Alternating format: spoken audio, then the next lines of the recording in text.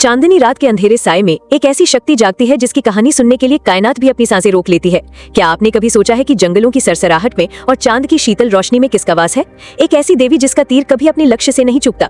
आज हम पर्दा उठाएंगे उस रहस्यमयी देवी के जीवन से, जिसका नाम है आर्टेमिस, जो है शिकार, घने जंगलों और पहले चांद की बेताज मलिका। एक ऐसी देवी जो रक्षक भी है और भक्षक भी। तो कहानी शुरू होती है ज्यूस यानी देवताओं के राजा और टाइटन देवी लेटो से। जब हेरा को, जो ज्यूस की पत्नी थी, लेटो की गर्भ के बारे में पता चला तो उनका गुस्सा 7वें आसमान पर पहुंच गया। उन्होंने लेटो को श्राप दिया कि उसे धरती पर कहीं भी बच्चे को जन्म देने की जगह नहीं मिलेगी। बेचारी लेटो दर्द से तड़पती हुई भटकती रही। आखिरकार एक तैरते हुए द्वीप डेलोस ने उसे शरण दी। यहीं पर लेटो ने पहले एक बेटी को जन्म दिया, जिसका जन्म तो आसानी से हो गया, पर जिसका तेज सूरज को भी मात दे रहा था। ये थी आर्टेमिस। और जन्म लेते ही इस नन्ही सी देवी ने अपनी तड़पती हुई मां की मदद की और 9 दिनों तक चली पीड़ा के बाद अपने जुड़वा भाई अपोलो को दुनिया में लाने में एक दाई की भूमिका निभाई। यहीं से वो बनी औरतों और बच्चों की रक्षक।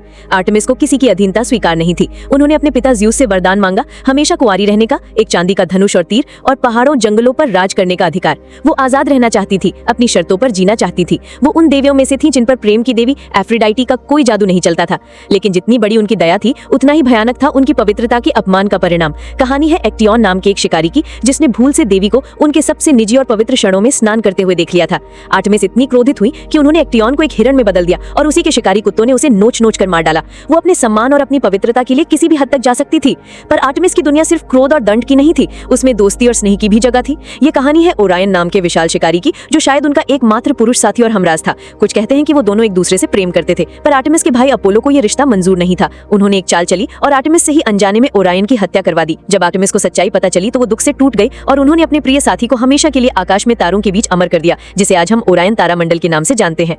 आर्टेमिस की शक्ति सिर्फ इंसानों तक ही सीमित नहीं थी। जब ट्रोजन युद्ध के लिए यूनानी बेड़ा निकल रहा था तो राजा एगेमेम्नम में घमंड में आकर उनके एक पवित्र हिरण को मार दिया। देवी ने हवाओं को रोक दिया। तब भविष्यवक्ता ने बताया कि देवी को शांत करने के लिए राजा को अपनी बेटी इफिजेनिया की बलि देनी होगी। लेकिन जैसे ही बलि का समय आया, आर्टेमिस ने अपनी दया दिखाई, इफिजेनिया को बचा लिया और उसकी जगह एक हिरण रख दिया। वो न्याय करती थी, पर दया का दामन कभी नहीं छोड़ती थी।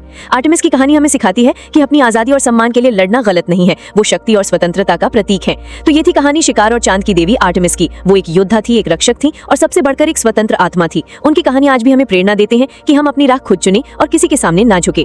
तो अगर आपको आर्टेमिस की ये अदम्य कहानी पसंद आई तो इस वीडियो पर अपना प्यार बरसाएं, इसे लाइक और शेयर करें और कमेंट में बताइए अगली बार हम किस देवता या दानव के रहस्यों से पर्दा उठाएं। जल्दी से हमारे परिवार का हिस्सा बन जाइए। चैनल को सब्सक्राइब करना मत भूलना। अगली बार जब आप रात में चमकते चांद को देखें या जंगल की शांति को महसूस करें तो याद रखिएगा उस अदम्य देवी को, जो आज भी कहीं न कहीं हमारी रक्षा कर रही है। मिलते हैं एक नई रहस्य और रोमांच से भरी कहानी के साथ।